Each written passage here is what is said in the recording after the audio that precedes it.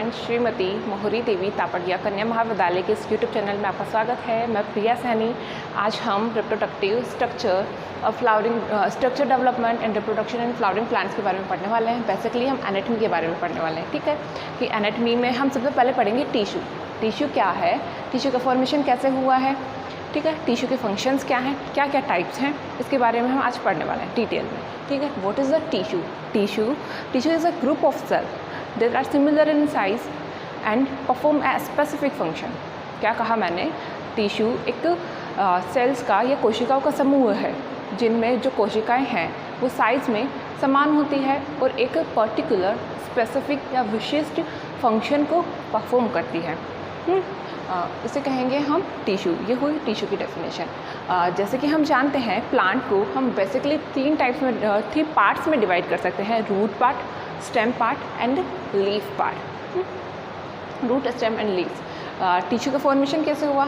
एक सेल में डिवीज़न हुआ, डिवीज़न से बहुत सारे मास ऑफ सेल्स बनी जिसे टिश्यू कहा। ये एक स्पेसिफिक या कोई फंक्शन को करने लग गया।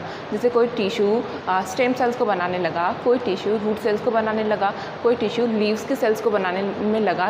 मतलब उनका एक स्पेसिफिक काम हो गया ना कि ये वाला पर्टिकुलर टिश्यू इस पर्टिकुलर फंक्शन को परफॉर्म कर रहा है।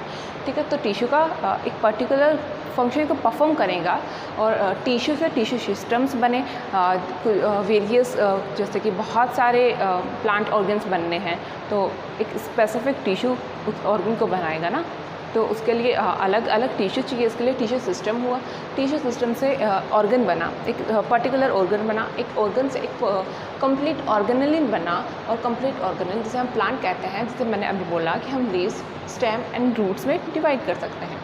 अब आ जाते हैं फिर से अपने टिश्यू के ऊपर। Tissue, mass of the cell, similar in size and perform a particular function. इसका टाइप्स पढ़ते हैं कि क्या क्या इनके टाइप्स हैं। टिश्यू को बेसिकली हम उसके डिवीज़न के आधार पर या फिर उनके डिवीज़न कैपेसिटी के आधार पर दो टाइप्स में डिवाइड कर सकते हैं, मेरिस्टेमेटिक टिश्यू और परमानेंट टिश्यू। मेरिस्टेमेटिक टिश्यू और परमानेंट टिश्यू का क्या मतलब हुआ? मेरिस्टेमेटिक टिश्यू वो टिश्यूज़ होते हैं जिनमें सेल डिवीज़न की कैपेसिटी होती है। उनमें सेल्स जो है वो डिवाइड करती है, इनमें सेल डिवीज़न की कैपेसिटी अवेलेबल होती है। सेल डिवीज़न की कैपेसिटी होने का क्या मतलब है? क्या काम की हमारे लिए? सेल डिवीज़न हो रहा है तो हो रहा है, क्या काम है उसका? इसका मतलब ये है कि सेल डिवीज़न से प्लांट की लंबाई में ग्रोथ होगी, प्लांट की जड़ जो है उसमें ग्रोथ होगी, प्लांट की डायमीटर इंक्रीज़ होगा। इसलिए कि मेरिस्टेमेटिक टिश्यू बहुत इंपॉर्टेंट है। मेरिस्टेमेटिक टिश्यू एक्टिव डिवीज़न होता है, growth in length and growth in diameter दोनों में प्रेजेंट होता है। ठीक है, मेरिस्टेमेटिक टिश्यू को हम तीन टाइप्स में डिवाइड कर सकते हैं, apical meristem, lateral meristem and intercalary meristem. What is the apical meristem? यहाँ देखिए, एपिकल मेरिस्टेम शूट की टिप या रूट टिप पर जो मेरिस्टेमेटिक पार्ट होगा जिनमें सेल डिवीज़न की कैपेसिटी होगी वो उसे हम एपिकल मेरिस्टेम कहेंगे। जैसे कि डायग्राम में हम देख सकते हैं, ये मैंने शूट का डायग्राम बनाया है। शूट की एपिकल टिप पे मेरिस्टेमेटिक पार्ट है, इसे ये हमने एपिकल मेरिस्टेम कहा। ये डिवाइड करेगा, डिवाइड करने से शूट जो है पादप का तना जो है उसमें वृद्धि होगी जिससे कि उसकी लंबाई में वृद्धि होगी। ठीक है, दूसरा पार्ट है lateral meristem. What is the lateral meristem? Lateral meristem present कहाँ होता है? जैसे कि मैंने पहले तो बोल दिया, एपिकल मेरिस्टेम एपिकल टिप पे प्रेजेंट होगा। लेटरल मेरिस्टेम कहाँ है? लेटरल मेरिस्टेम जो है वो रेडियल पोर्शन पे प्रेजेंट होगा। What is radial portion? Shoot में रेडियल पोर्शन पे जो मेरिस्टेम प्रेजेंट होगा जिसकी वजह से प्लांट का या फिर किसी पौधे का डायामीटर इंक्रीज होगा, वो साइज़ में बड़ा होगा, उसका डायामीटर या उसकी चौड़ाई बढ़ेगी।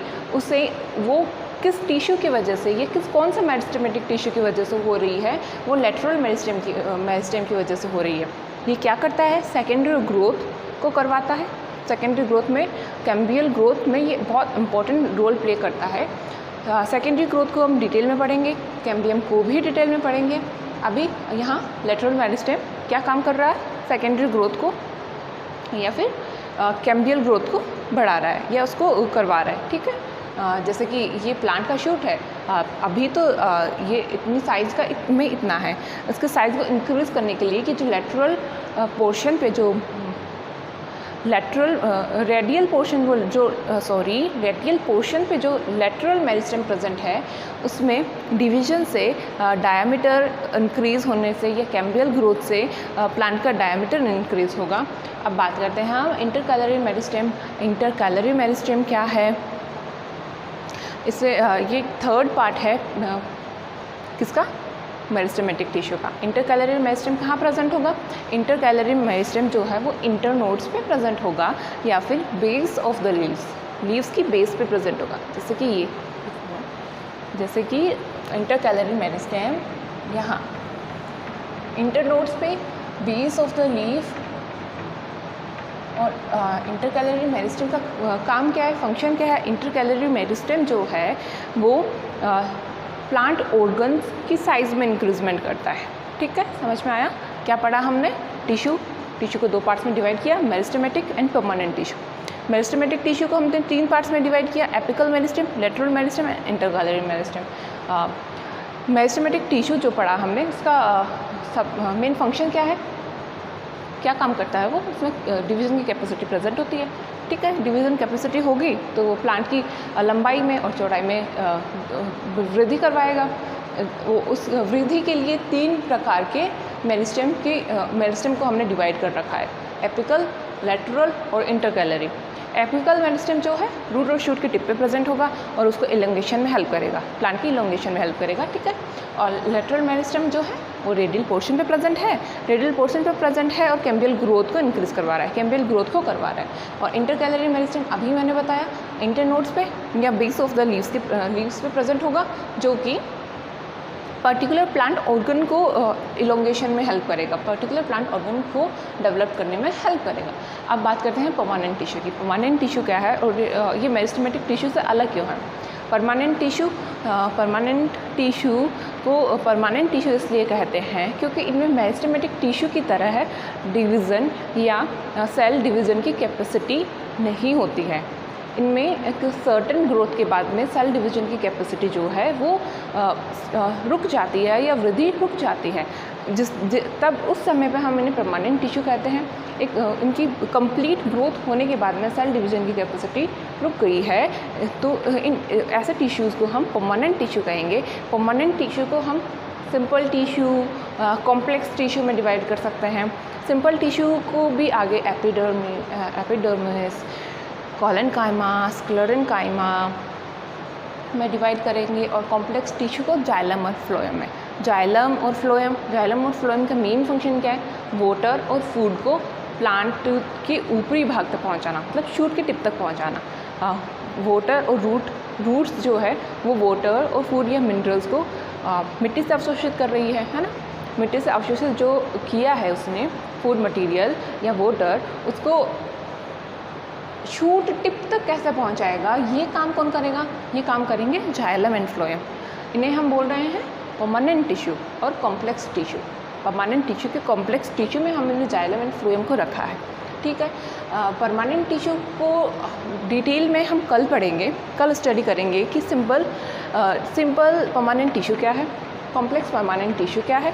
सिंपल परमानेंट टिश्यू के वो पार्ट्स क्या क्या हैं और कॉम्प्लेक्स परमानेंट टिश्यू में जो क्या क्या पार्ट्स हैं और उनका क्या क्या फंक्शन है, ये हम कल डिटेल में स्टडी करेंगे। आज हमने क्या क्या पढ़ा है? आज हमने पढ़ा है कि सेल से टिश्यू कैसे बनता है, सेल में डिवीज़न हुआ, डिवीज़न से मास ऑफ सेल बनी, मास ऑफ सेल साइज़ में सिमिलर हुई और एक पर्टिकुलर फंक्शन को परफॉर्म कर रही है, इसलिए हमने उसको टिश्यू बोल दिया। ठीक है, टिश्यू से बना ऑर्गन से बना एक कंप्लीट ऑर्गेनेली। ठीक है, ऑर्गेनेली। और हमने देखा कि हमने प्लांट को तीन पार्ट्स में डिवाइड किया, root, stem and leave part.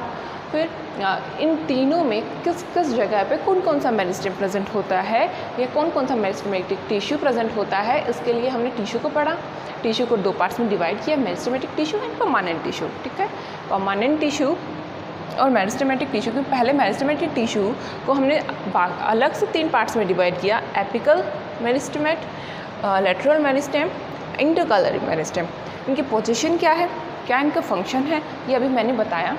कि रूट और शूट के टिप पे एपिकल मेरिस्टेम प्रेजेंट होगा, लेटरल मेरिस्टेम रेडियल पोर्शन पे प्रेजेंट होगा, इंटरकैलरी मेरिस्टेम इंटरनोड और बेस ऑफ द लीफ पे प्रेजेंट होगा। जैसे कि इस डायग्राम में देखते हैं हम, एपिकल मेरिस्टेम ये एक मैंने शूट स्टेम का भाग बनाया है, जिसमें शूट की टिप पे मैंने बनाया है एपिकल मेरिस्टेम, जो ब्लू कलर से हाईलाइट किया है वो एपिकल मेरिस्टेम।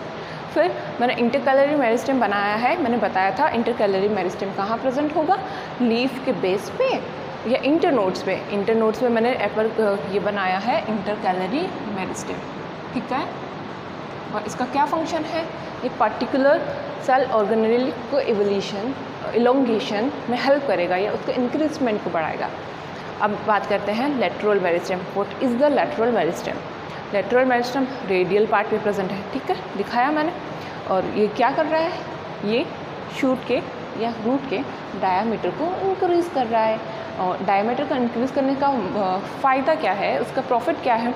जब डायामीटर इंक्रीज़ होगा तो प्लांट के अंदर खुद को प्रोटेक्ट करने की कैपेसिटी आएगी।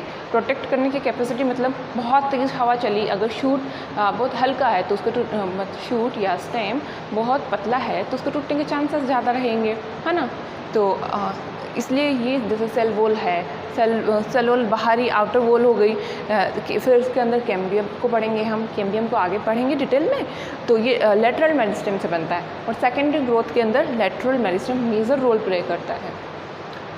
ओके क्लास, आज हमने ये मेरिस्टेम और टिश्यू के बारे में पढ़ा है। कल हम देखने वाले हैं कि परमानेंट टिश्यू क्या है, सिंपल और कॉम्प्लेक्स परमानेंट टिश्यू के बारे में हम डिटेल में पढ़ेंगे। थैंक यू, आई होप आपको क्लास समझ में आई होगी। अगर समझ में आई है और कुछ क्वेश्चन या कुछ प्रॉब्लम या कोई क्वेरी है तो प्लीज़ मुझे शेयर कीजिएगा। Thanks students.